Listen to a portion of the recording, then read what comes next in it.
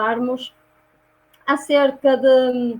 Hoje vai ser sobre este tema, que é a reencarnação e a investigação científica. É um prazer enorme para mim estar aqui hoje a falar sobre mais um tema, mais um fim de tarde que fazemos aqui. E eu chamo-me Raquel Marisa, hoje é dia 16 de maio de 2016 e eu sei que alguns de vocês, principalmente aqueles que me estão a ouvir, têm aí acesso a um chat. Podem colocar anotações, comentários, o que achem importante, até colocar questões, que eu disponibilizo-me para, no fim desta apresentação, responder. Tentarei, então, repescar essas informações que me aparecerão. E, tal como referi, vamos falar sobre a reencarnação. Consideramos importante falar sobre reencarnação, principalmente nesta altura em que estamos a viver um momento diferente, um momento que para muitos de nós nunca antes foi vivido, que é através desta pandemia. E para aproveitarmos em pleno a nossa encarnação, podemos conversar sobre este tema que achamos importante. E o que é a investigação científica? O que é que os cientistas nos têm a dizer sobre isto? De facto, a nossa reencarnação pode ser aproveitada em pleno, tendo consciência desta lei divina ou natural, desta lei biológica que é a reencarnação. Então, para aproveitar, podemos ter consciência dela e também de todos os desafios que a própria reencarnação nos coloca, fazendo o melhor que nós sabemos e fazendo também uma compreensão naquilo que não está também ao nosso alcance, compreendendo os outros, compreendendo todos aqueles que têm pensamentos diferentes e atitudes diferentes das nossas, mas mais que isso, que possamos ter a lucidez para compreender a justiça e a bondade de Deus. Bem, vamos falar sobre reencarnação e para falar sobre este tema, eu irei desenvolver o tema da seguinte maneira. Inicialmente irei desmontar a palavra reencarnação para nós percebermos o que é a reencarnação. Irei falar sobre algumas evidências da reencarnação. Citarei alguns pesquisadores que nos trazem trabalhos notáveis nesta área de investigação científica, desta lei, como eu disse, biológica. Também irei contar um caso que aconteceu de uma pesquisa científica no Brasil e depois rematarei com traçando uma perspectiva filosófica da reencarnação, enquadrando na doutrina espírita. E para começar, para falarmos sobre reencarnação, decidimos então usar o método socrático, e que é um método que hoje a própria psicologia nos convida a fazer através das perguntas poderosas. Então eu lanço já uma pergunta poderosa. Será a reencarnação uma ficção científica? Será que é mesmo verdade esta história da reencarnação? Bem, é este o desafio que eu coloco para, no fim desta apresentação, quem sabe tenha conseguido colocar uma pulga atrás da orelha a alguém e que fique curioso para ir procurar mais, para conseguir responder, porque de facto é através das perguntas que nós vamos à procura do conhecimento. E, ora bem, falar sobre reencarnação é algo que corre o mundo. E não é, falar sobre reencarnação não é algo que é um tema atual, por acaso a terminologia reencarnação até é um termo atual, só que isto vem lá de trás de pescadeiras e é um assunto internacional. Por isso que eu estou a mostrar aqui o mapa mundo para nós verificarmos que isto, o tema reencarnação, não está circunscrito à Índia, ao Brasil ou a outro país qualquer. É um tema que corre o mundo, é um tema internacional e uns acreditam por convicção religiosa, outros acreditam por convicção filosófica, até em termos culturais. Se calhar, muitos de nós já ouvimos falar, quando nós estamos naquelas conversas de café, ouvimos falar os nossos colegas e que nos dizem assim, bem, na última encarnação eu fui fulano, cicrano, beltrano. Todos nós, creio que já ouvimos falar disto, porque de facto 2/3 da população mundial acredita na reencarnação. E quem nos diz isto são diversos institutos de pesquisa que se dedicam a esta área científica e que nos vêm dar este número muito grande de pessoas que acreditam na reencarnação. Portanto, podemos ver que isto não é um assunto de telenovelas, também não é algo assim que apenas se conta em filmes, ou então um privilégio exclusivo da doutrina espírita. É algo mundial, é algo internacional. Só que o termo em si é um termo novo. O termo reencarnação, lá em Priscas Eras, não existia o termo reencarnação. E sim, a ideia de que poderíamos renascer num outro corpo. E agora, se calhar, nós vamos questionar o que é esta história de reencarnação. O que é a reencarnação? Então, quando nós temos uma dúvida sobre determinado assunto, nós vamos ao dicionário ou então podemos desmontar a palavra. E foi isto que se fez. Então, reencarnação é composta por re mais encarnar mais ação. Ou seja, é a ação de voltar ao corpo de carne.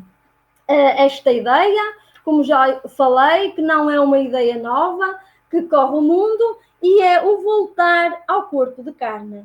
E se calhar, se nós olharmos para esta imagem, da qual eu gosto muito dela, acho que o autor foi mesmo muito feliz em desenhar da seguinte forma, porque nós podemos assemelhar a reencarnação a um guarda-vestidos, em que, no plano espiritual, antes de nós reencarnarmos, estamos nós no Ministério da Reencarnação, e este Ministério da Reencarnação existe à semelhança do Ministério da Justiça, do Ministério da Educação, e estamos nós lá e escolhemos um vestido ou um fato.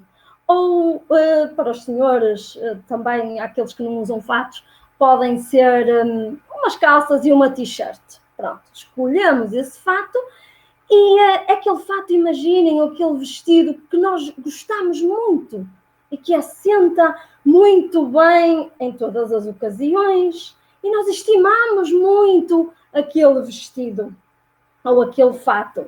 Então, damos-lhe um bom uso, só que com o passar dos anos, com a utilização que nós lhe vamos dar, esse vestido ou esse fato perde a permeabilidade, com as lavagens estraga-se, rasga, e lá temos nós que voltar ao mundo espiritual e depois novamente escolhemos um outro corpo.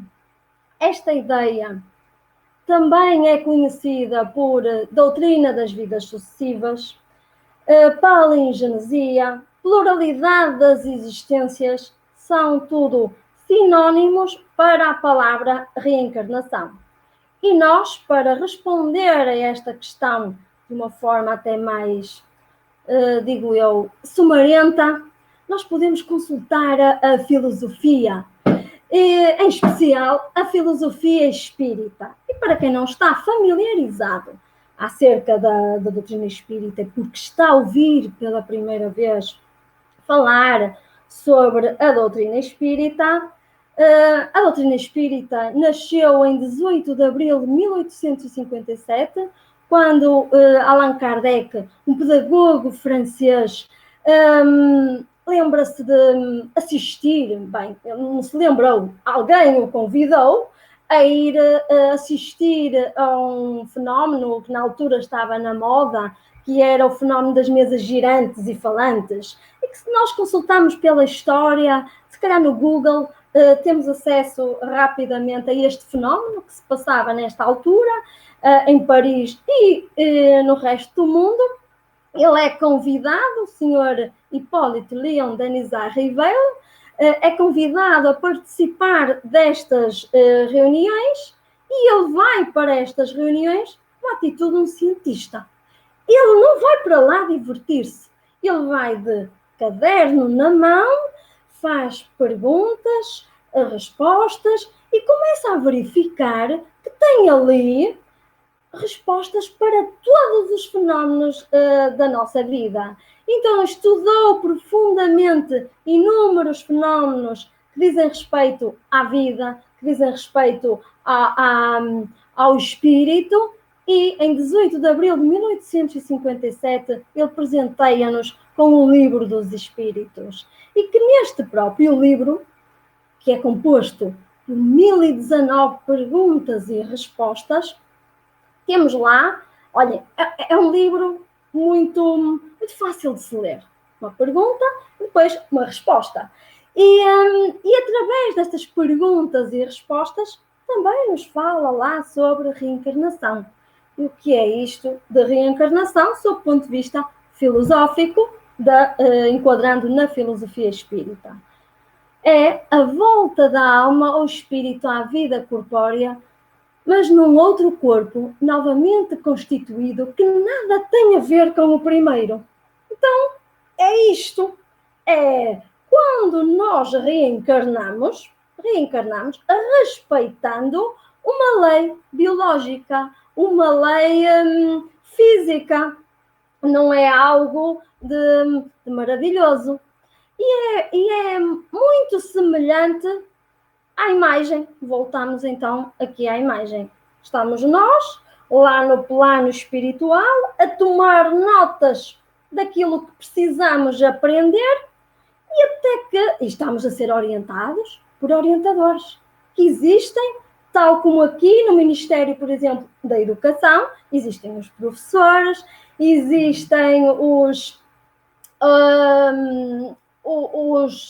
secretários de Estado, existem assim, orientadores no Ministério da Educação, também no Ministério da Reencarnação, existem estes orientadores que nos vão ajudar a estas notas.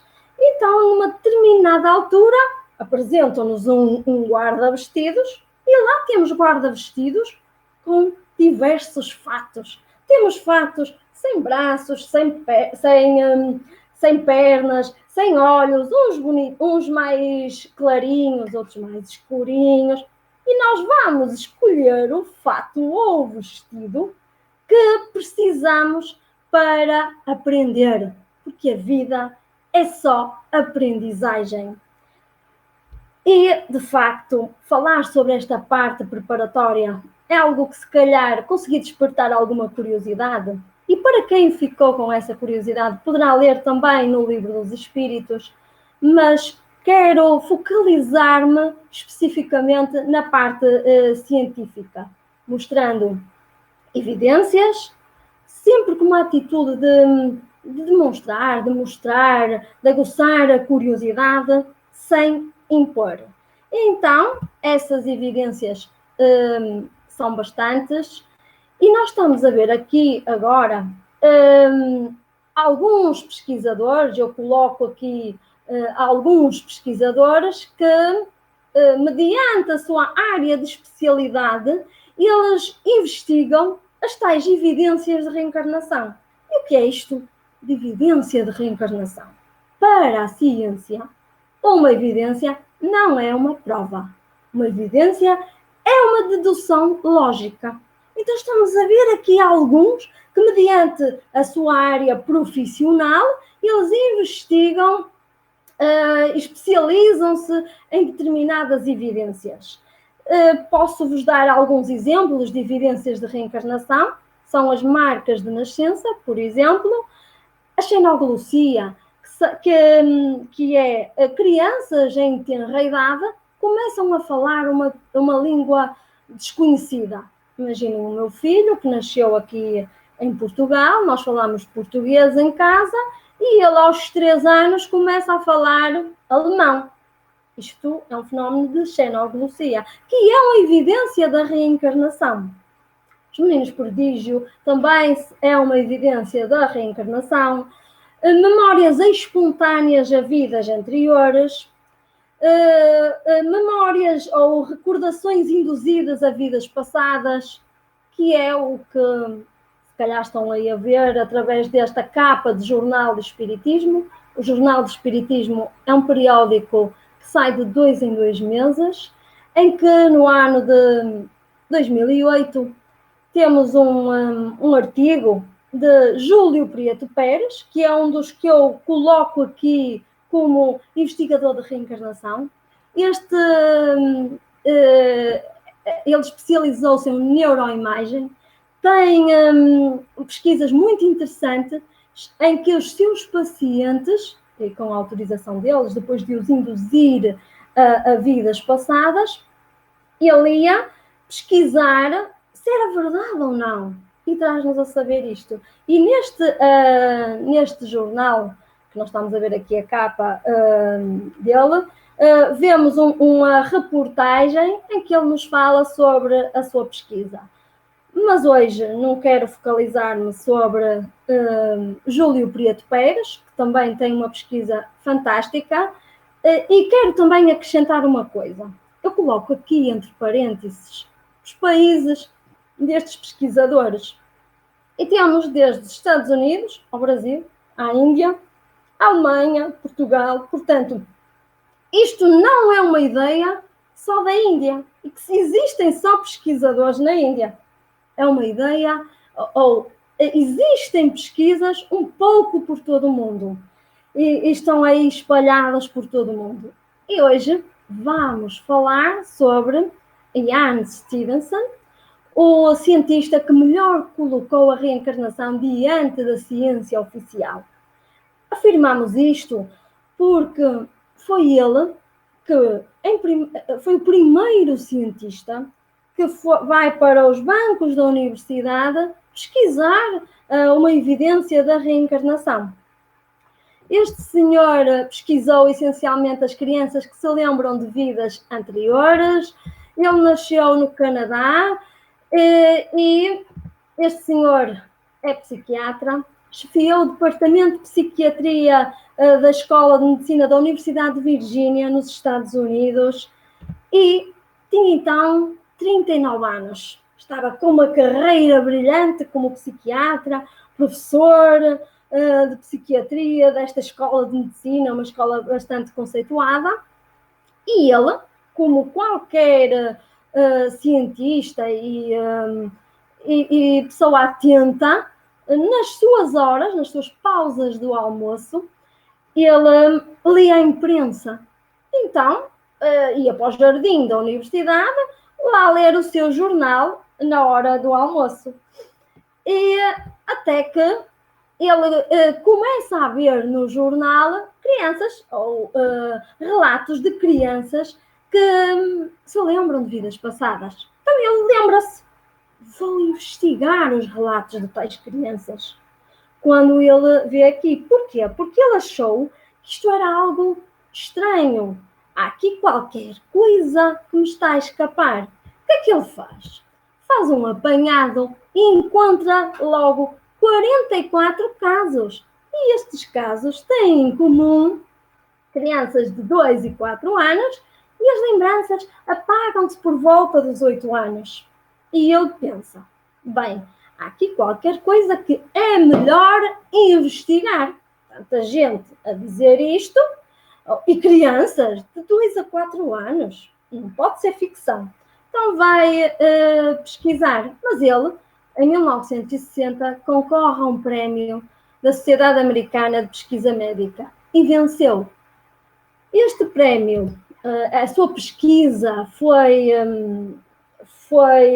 apoiada pelo inventor da fotocópia, em que este senhor, o inventor da fotocópia, patrocinou $1 milhão para a pesquisa de crianças que se lembram de vidas passadas, que têm memórias espontâneas de vidas passadas. E ele publica 20 casos sugestivos de reencarnação. O livro foi ignorado para a comunidade científica.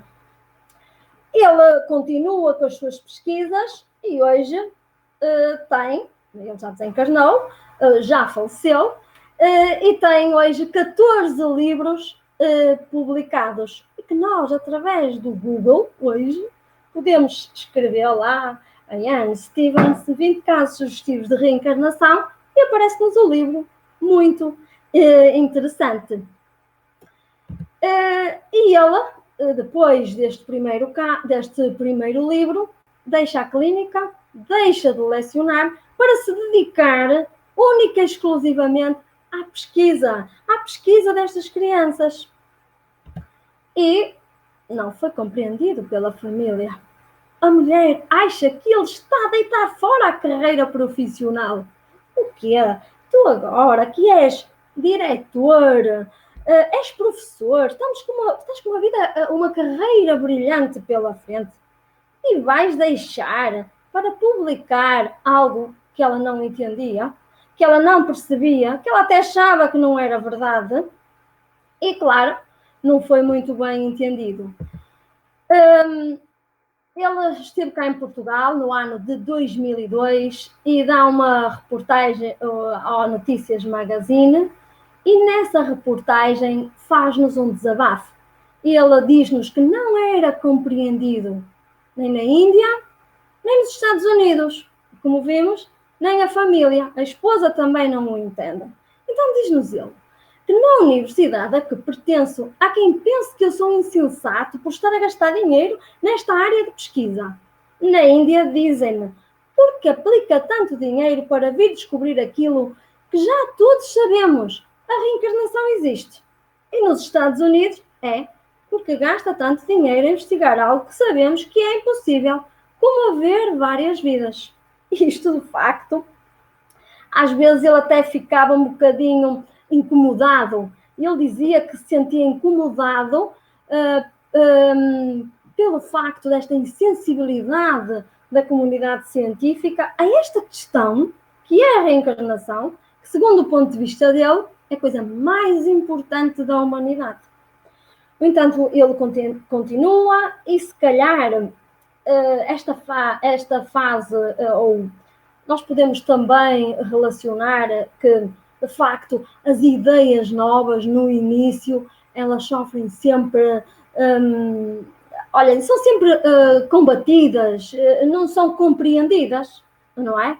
E se calhar até podemos relacionar aqui com a reencarnação para verificarmos como atualmente e nós ainda repetimos estes comportamentos. Aquelas ideias novas por nós não são bem aceites. Isto aconteceu desde a história em que muitos pensadores alguns até foram queimados, porque diziam, imaginem, a Terra é redonda, não é nada, é quadrada, então vamos te queimar.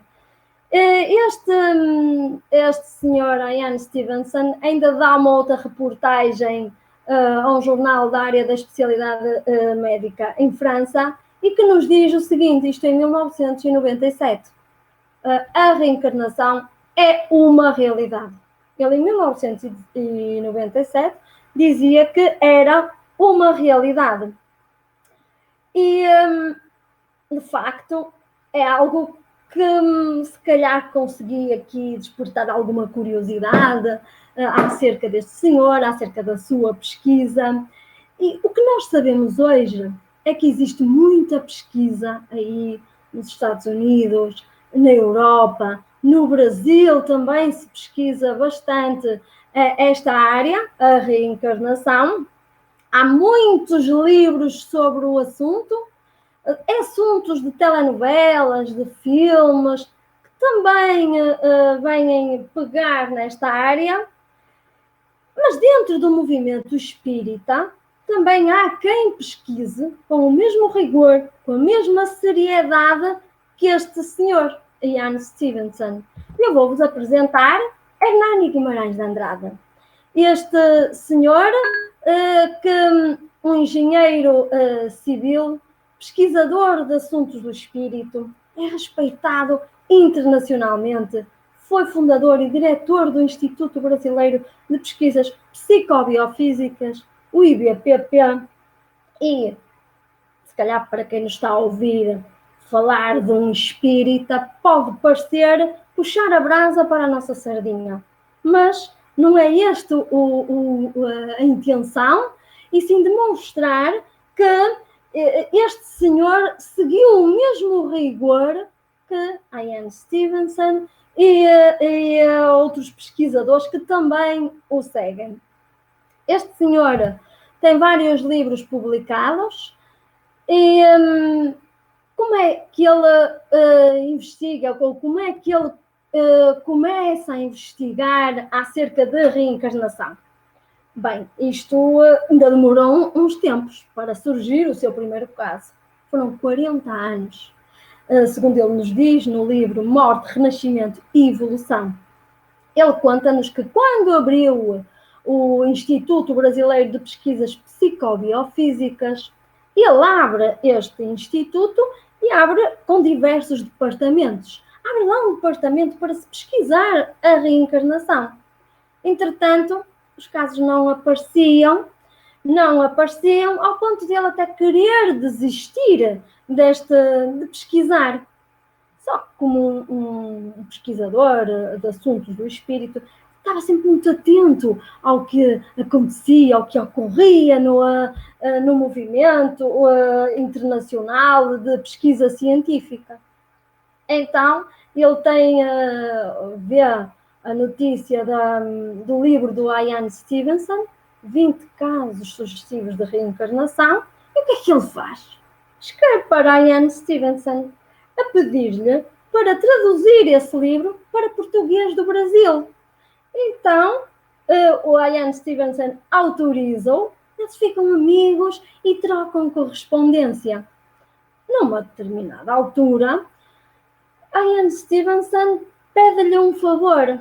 É que o Ian Stevenson manda-lhe uma carta em que lá dentro dessa carta tinha a fotocópia de uma reportagem de uma menina, em que o avô é que escrevia a reportagem, a contar recordações de vidas passadas da sua neta. E isto passava-se em São Paulo.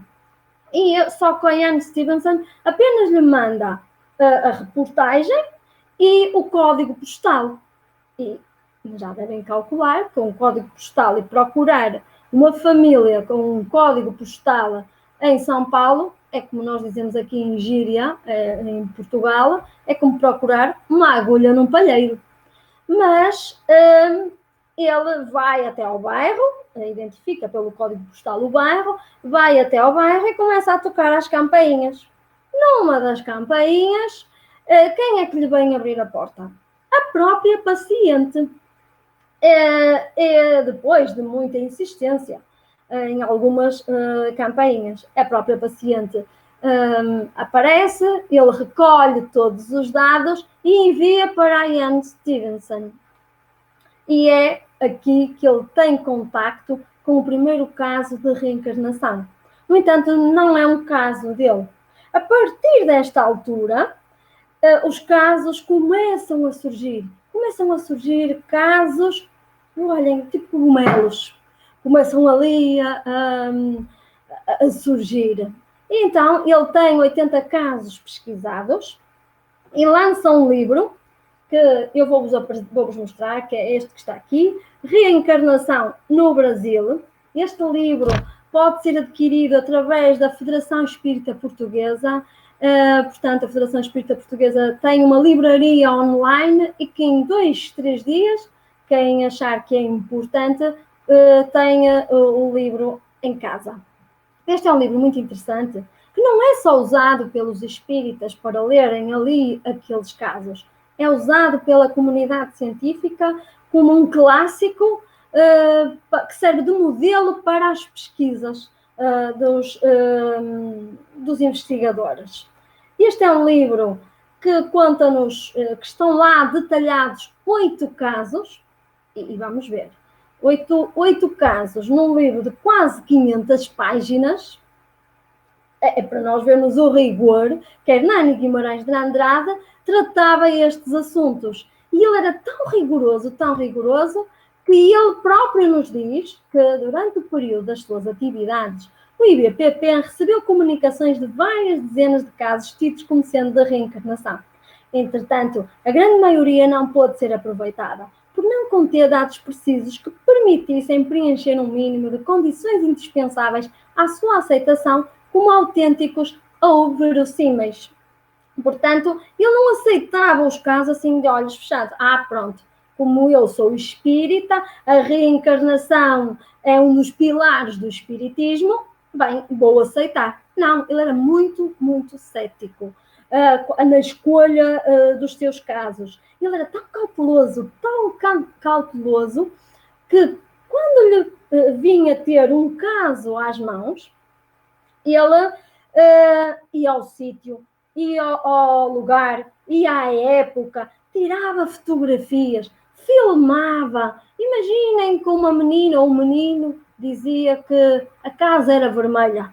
Então, ele ia lá ao lugar, via se o telhado era vermelho, tirava a fotografia. Era assim todo este rigor. E também tinha um rigor muito grande nos questionários, nos inquéritos, para verificar se estavam ou não a mentir. E um dos casos que temos aqui no livro, e é este que eu vou-vos falar ainda que resumidamente, é o Drauzio e Maria Aparecida. Este é um dos casos que eu achei interessante contar-vos, e conta-nos a história da Maria Aparecida, de 3 anos de idade, que no dia 8 de junho de 1969 morre após ter sido atropelada. A Maria Aparecida estava na barbearia do pai e lembra-se de sair, porta fora. Ela sai e vem um caminhão que transportava jornais. Ela ainda vai para o hospital, foi operada, mas não aguentou e morreu. Deixa os pais e os familiares em desespero. Eles entram numa depressão profunda. E depois, por insistência de familiares, eles dizem assim: é melhor consultarem o Chico Xavier. Quem não sabe quem é o Chico Xavier, foi um médium brasileiro em que se dedicou afincadamente ao movimento espírita. Ele tem mais de 400 livros em que os espíritos lhe ditavam. Livros esses que hoje há médicos que já estudam aquilo que foi editado lá em Troca ao Passo, lá em 1930 e poucos, nomeadamente as investigações acerca da glândula pineal.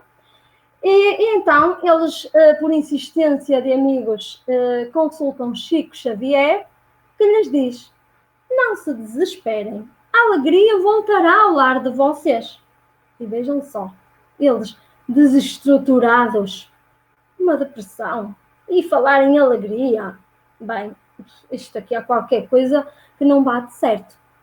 Não ficaram assim lá muito empolgados com esta afirmação, mas quando esperavam para falarem com Chico Xavier, que é dos departamentos ou um dos serviços que o Centro Espírita também presta, eu sei que eles agora, fruto da pandemia, estão fechados, mas existe um espaço que se chama atendimento, em que as pessoas socorrem para falar sobre as suas dúvidas existenciais.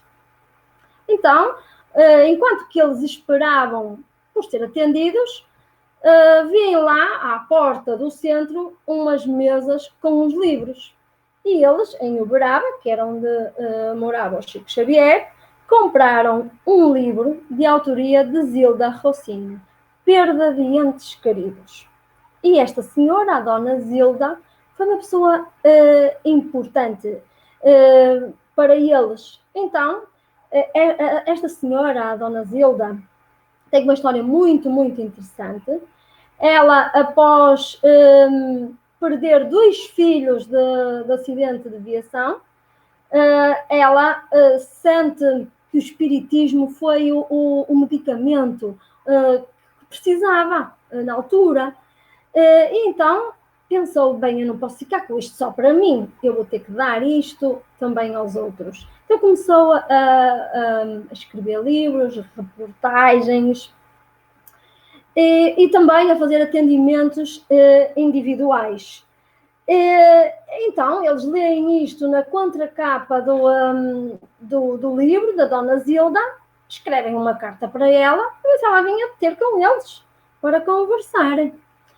E a Dona Zilda, prontamente, foi ter com eles. Encontra-se com eles e tal como nos diz a Dona Zilda, que está aqui entre aspas, que foi assim que Hernani Guimarães de Andrade recolheu o depoimento.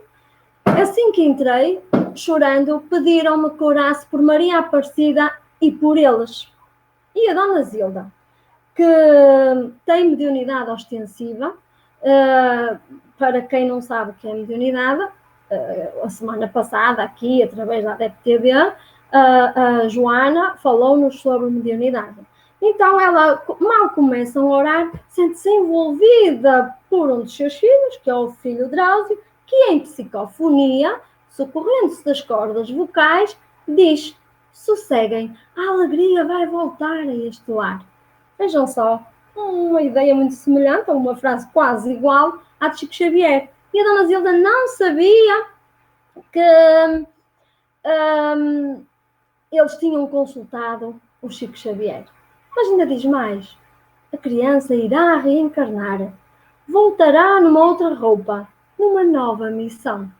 Eles não eram reencarnacionistas, não acreditavam nesta história da reencarnação, e ainda por cima me falam noutra roupa, que é isto. E ainda tinha um agravante. A Dona Teresa, a mãe da Maria Aparecida, tinha um problema no aparelho reprodutor. Ela não poderia engravidar. O que é certo é que, um mês após este incidente, Teresa engravida, nasce um menino e chamam-lhe Drauzio, em homenagem ao filho da Dona Zilda. E pronto, o menino nasce e começam as recordações. Hernani Guimarães de Andrade consegue recolher e faz-nos uma tabela de 15 recordações. Eu apenas vou falar em algumas, aquelas que eu achei interessantes. Então, a primeira recordação que eles têm memória ocorreu aos 5 meses, quando este menino, que vai pela primeira vez à barbearia do pai e vê a bicicleta que era da Maria Aparecida. E ele quer se pendurar em cima da bicicleta. Tal foi a insistência que ele chorava e tiveram que o meter em cima da bicicleta. E depois reconheceu também outros brinquedos quando começou a falar. E uma das características destes meninos que têm memórias espontâneas de vidas passadas é a palavra extemporânea. Eles começam a falar muito cedo. Então, quando ela começa a falar, diz: este velocípede é meu sim, eu sei que é meu. Assim, bem impositivo. Também reconheceu a antiga casa onde morava a Maria Aparecida e isto foi um episódio muito interessante. A primeira vez que ocorreu, depois ele queria muitas das vezes ir à casa. Então ele identificou a antiga casa onde morava a Maria Aparecida, quando um dia o pai ia a caminho da casa da avó, porque eles mudaram de casa, portanto eles mudam de casa, e um dia iam de caminho da casa nova para a casa da avó e passaram na antiga casa. O menino imediatamente reconhece a antiga casa e fica, pendura-se em cima do muro, sobrepõe-se sobre as grandes e diz: eu quero entrar, já morei nesta casa. E tal foi a insistência. O pai toca a campainha, os antigos moradores permitiram que ele entrasse e vai imediatamente ao galinheiro, reconhece o galinheiro que era da avó, a horta e outros compartimentos da casa. Aos 2 anos e 3 meses, reconheceu o travesseirinho que pertencia à Maria Aparecida. Isto foi interessante, que um dia a tia Leda tinha lavado umas roupas e o travesseiro estava também assim, e depois pendurou, assim, na corda. E o travesseiro também estava lá pendurado. O menino vai à casa da tia, vê o travesseiro lá pendurado e tenta negociar com a tia, oferece-lhe mesmo dinheiro para lhe dar o travesseiro. Eu quero aquele travesseirinho.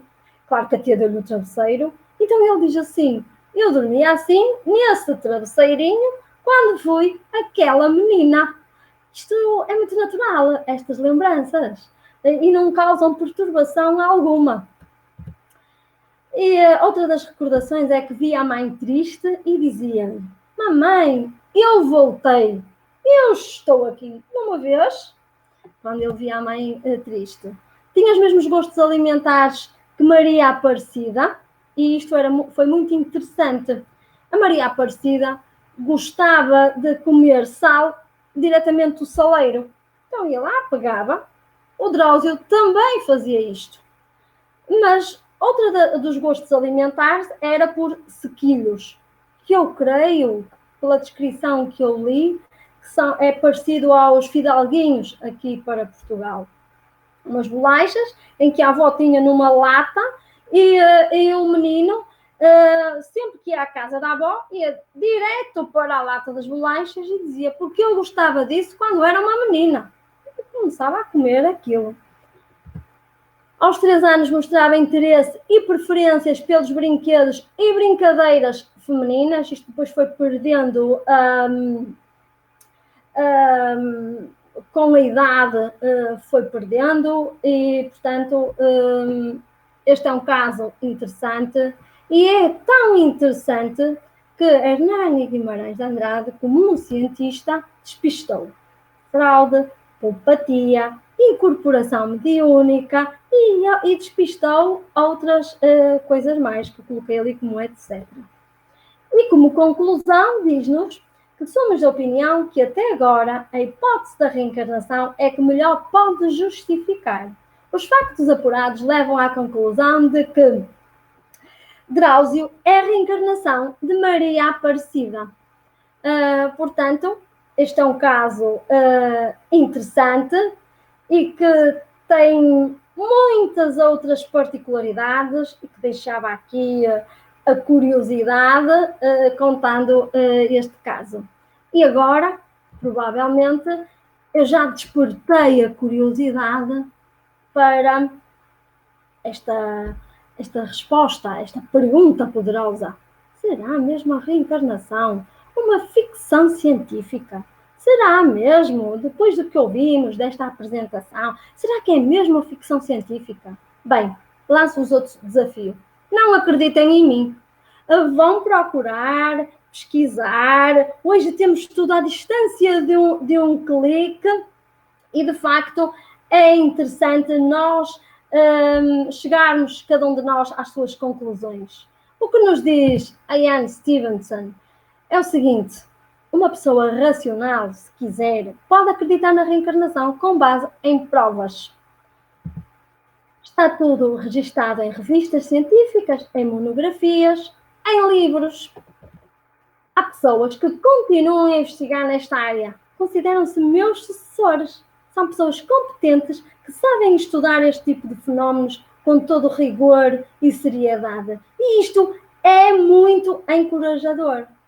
Ou é encorajador saber isto. Diz-nos Ian Stevenson. E, de facto, essas pessoas competentes existem e nós, hoje, com o mundo digital, temos acesso a muita informação. Em vez de irmos para o Facebook, consultar o feed de notícias e ver aquelas notícias que não interessam, podemos aceder a artigos científicos, como é o caso deste senhor, que é Alexandre Moreira Almeida, que eu fiz o print, para nós vermos que basta clicar Alexandre Moreira Almeida para nós termos acesso a este médico que tem esta página no Facebook em que ele divulga lá, este médico psiquiatra, e ele é coordenador do Núcleo de Pesquisas e Espiritualidade e Saúde de uma universidade no Brasil, Universidade Federal de Juiz de Fora.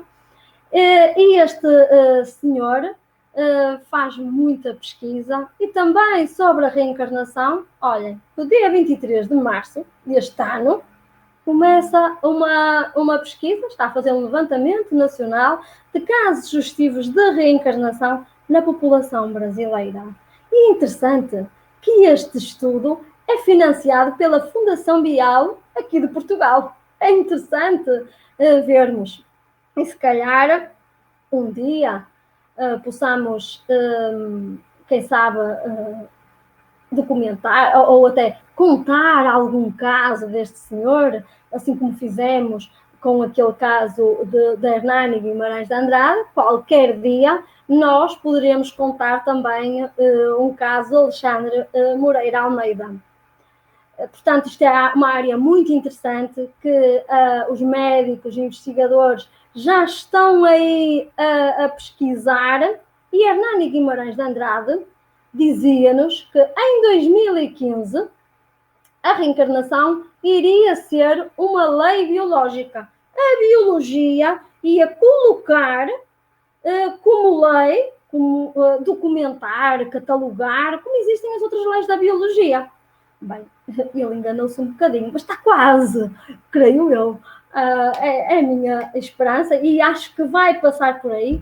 Vai ser mesmo a biologia, a medicina, que vai pegar nestes assuntos e vai tratá-los, assim como já existem estas investigações, e vão conseguir documentar e catalogar e demonstrar-nos esta lei, que é uma lei natural, que é a reencarnação. Quando a Ian Stevenson nos fala naquela entrevista que vos falei, que ele nos deu para a Notícias Magazine, aqui em Portugal, no ano 2002, ele dizia que a reencarnação para ele, segundo o ponto de vista dele, era a coisa mais importante para a humanidade. Segundo ele, é mais importante a comunidade científica documentar, verificar, observar, incluir como lei a reencarnação e, segundo o ponto de vista dele, é mais importante até que a Revolução Industrial. E, de facto, se nós pararmos para pensar, até que o senhor tem razão. E sabem porquê? Como é que a reencarnação nos ajuda, então, nos palcos em que nós atuamos? Como é que nos ajuda, então, ao termos consciência desta lei natural? Ajuda-nos a eliminar preconceitos. E eu coloco aqui 4 preconceitos. E são 4 preconceitos que existem muitos mais, claro, e que se nós transpirarmos a reencarnação, eles deixam de existir, certo? São os preconceitos raciais, são os preconceitos sexuais, a supremacia do homem em relação à mulher, aquela história da igualdade, desigualdade de género, o legislar leis para uns em detrimento de outros, ou a proteger uns em detrimento de outros. Isto, se nós transpirarmos reencarnação, isto deixa de existir. Também não há preconceitos sociais. Porquê?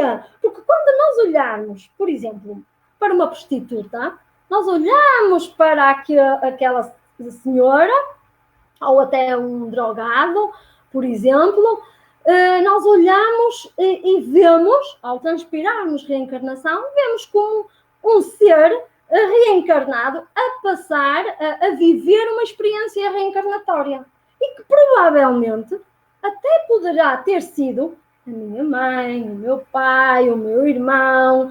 E então, em termos de sociais, saímos a ganhar, porque somos muito mais humanitários, dedicamos-nos muito mais aos outros, de uma forma mais, olhem, sem preconceitos. É isto que me está-me a faltar a palavra.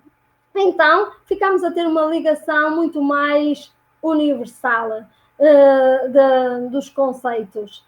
E se calhar até podemos relacionar com aquilo que Jesus já nos disse, e eu creio que é do conhecimento de todos vocês, em que um dia Jesus estava a conversar com algumas pessoas e alguém lhe toca no ombro e diz-lhe: olha, está ali a tua mãe e os teus irmãos. E ele responde: quem é minha mãe e quem são os meus irmãos? Portanto, Jesus, que já vivia como reencarnacionista, que já transpirava a reencarnação, conseguia perceber muito bem este sentido universal.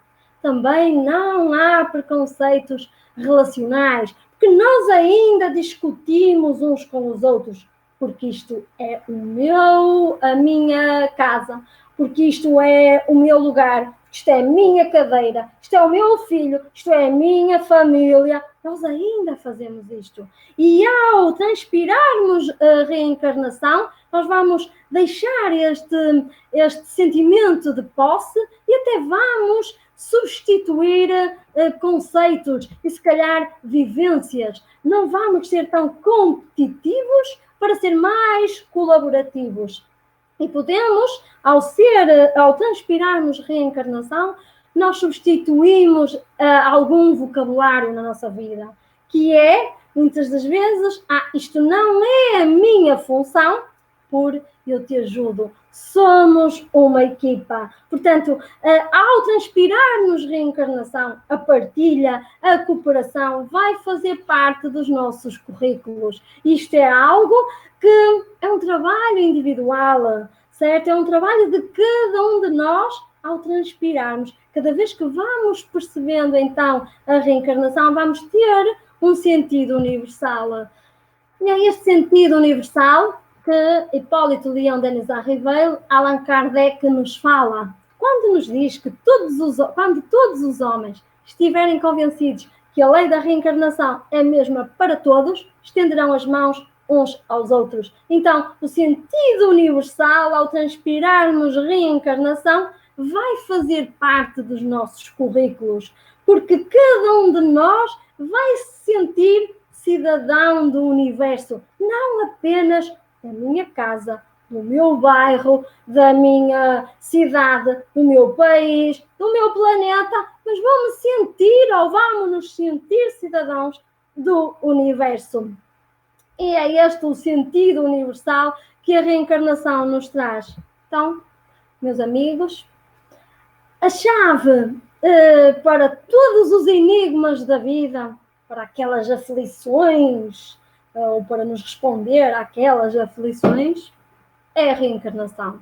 Através da reencarnação, nós percebemos porque é que eu hoje estou aqui, por exemplo, sentada, muito confortável na minha casa, mas do outro lado do planeta há pessoas que não estão assim numa situação tão confortável e nós conseguimos perceber muito bem isto. Porque é que uns nascem e morrem aos 10 anos e outros aos 100 anos ou aos 90 e tal. Então, ao percebermos a pluralidade das existências, a reencarnação, nós também vamos perceber que muitas das aflições são oriundas de vidas anteriores.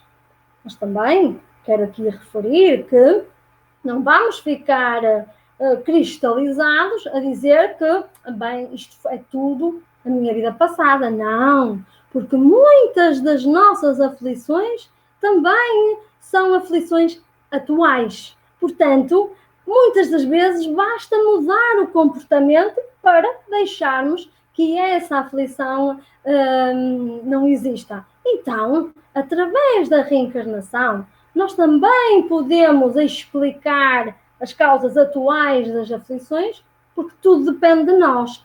E podemos, mais que isso, podemos nos trabalhar, porque através da reencarnação nós podemos nos educar. Por isso que coloco aqui a reencarnação ou a educação como uma transversalidade da reencarnação, porque é isto mesmo. Com as sucessivas e múltiplas reencarnações, nós vamos nos educando. Não é instruindo, não é ir à escola. Vamos nos tornando cada vez mais humanitários, vamos nos tornando cada vez, ou vamos sentindo-nos mais pertencentes ao universo, sendo cada vez mais solidários, mais fraternos, e é isto que nós então fazemos nestas viagens de ir e vir, que se chama a reencarnação. E o Espiritismo, como filosofia de vida, incorpora a reencarnação num dos seus pilares e convida-nos também, neste seu processo educacional, a gostarmos de nós, no sentido de autoestima. Mas também nos indica que nós temos, então, ou devemos nos educar.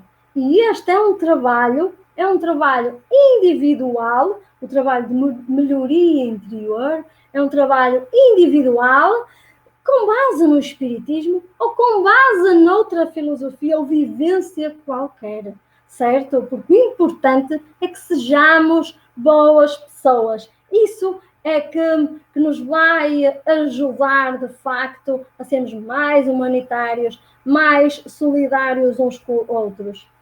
Então, podemos afirmar que, ao absorver este pilar da reencarnação, nós vamos conseguir mudar hábitos que temos e que nos levam àqueles preconceitos que eu falei. Então, ao incorporarmos reencarnação, e mais especificamente agora que nós passamos por esta pandemia, não é? Nós podemos, então, manifestar o nosso amor, porque isolamento social não é isolamento afetivo. Demonstre o seu amor, ainda que à distância.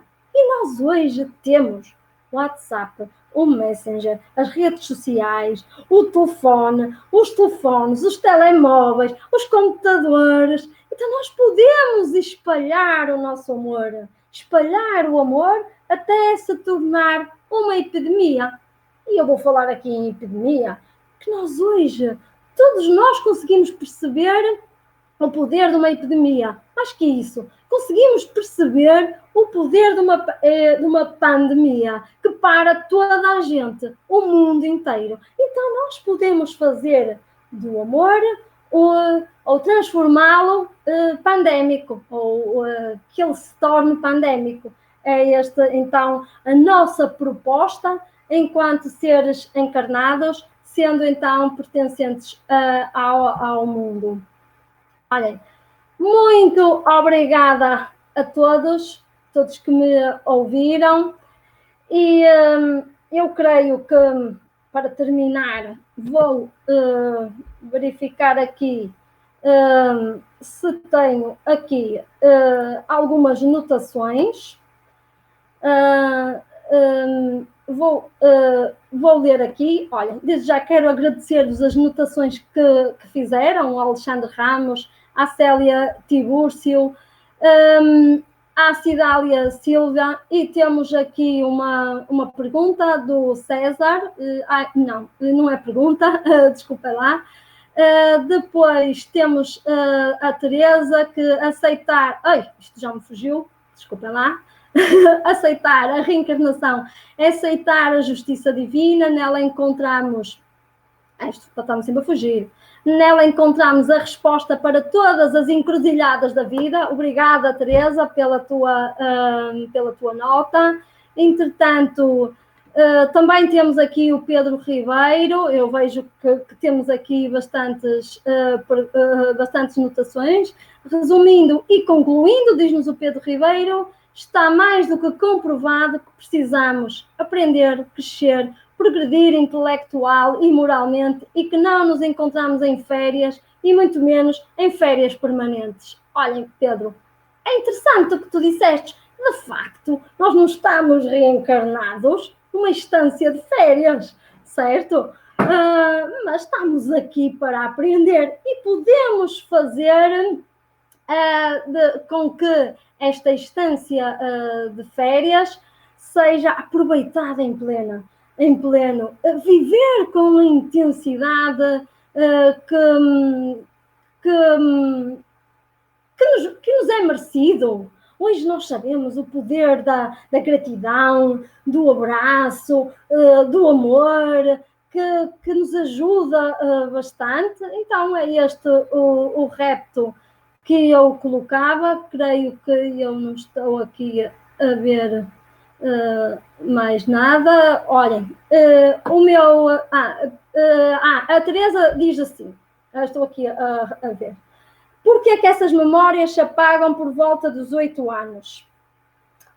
Olha, Teresa, porque o arquivo provavelmente fecha, até aí, como muitos dos casos que são investigados, a distância em que passaram no plano espiritual antes de reencarnar foi muito pequeno, ainda estão com aquele arquivo aberto. Aos 8 anos o arquivo fecha e então